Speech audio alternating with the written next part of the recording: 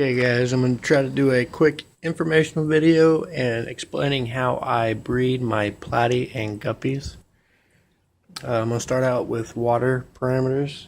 It's recommended to keep them between 64 and 82 degrees Fahrenheit and their pH between 5.5 and 8.0. They prefer a little bit harder water. I believe it's around 10 kh.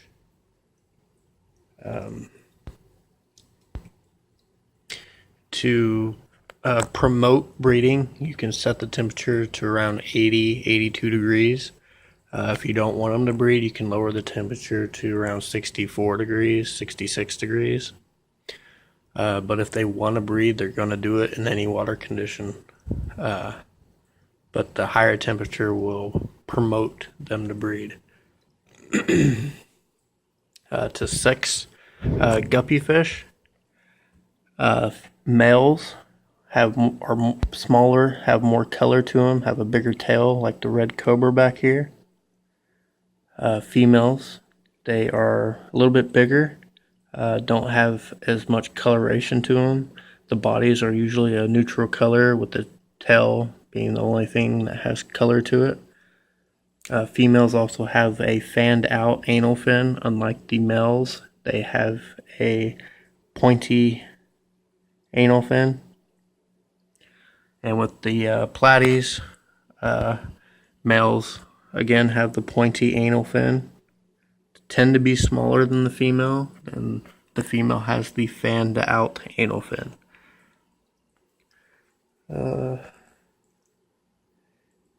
And then I have the spawn mop in here, just in case I don't get to the pregnant female in time and she starts having babies in the spawning tank.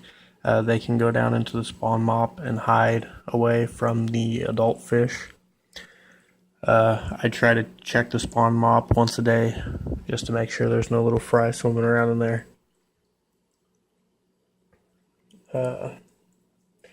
If I do find the female to be pregnant and really close to giving birth, I will put her in this, sorry, light's off, it's hard to see it.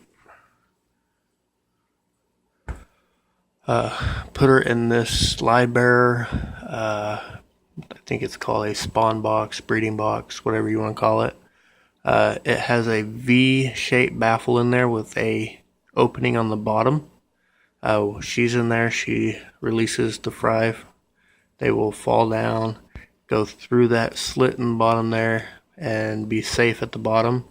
Once she's done having the fry, I will take her, put her back in the tank, and I will release the fry into whichever tank I put the spawn box in.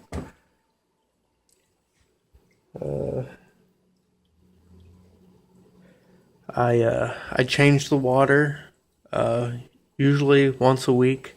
I'll do about a 10% water change, about 10 to 15% water change. When I do the water change, I try to get the debris off the bottom. And in my opinion, it doesn't matter how much water you remove from the tank, how fast you do it. When I add water back to the tank, I try not to add a lot of water at once, just to make it a lot easier on the fish. I'm doing this practice for when I keep more demanding fish. To put water back in the tank, I use airline hose.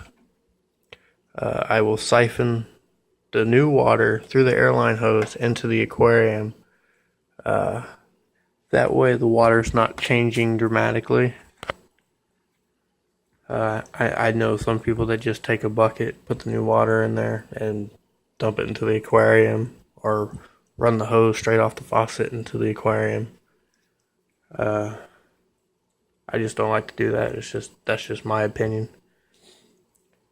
And I use sponge filters in most of my breeding tanks, so if the fry do end up spawning in the tank, they're not going to get sucked into the any kind of power filter, sump, or anything like that, wet dry, canister filters. Because if they get sucked up, as soon as they get to that return pump, that propeller spinning will most likely kill the fry. Occasionally, I have found live fry in the power filter or canister filter. That's going to be pretty much it. If you have any questions, comment below. If you like my video, subscribe. And I will post a video on my next update, which should be here within a week, if not sooner, depending on funds. Thank you for watching, and I hope you enjoyed.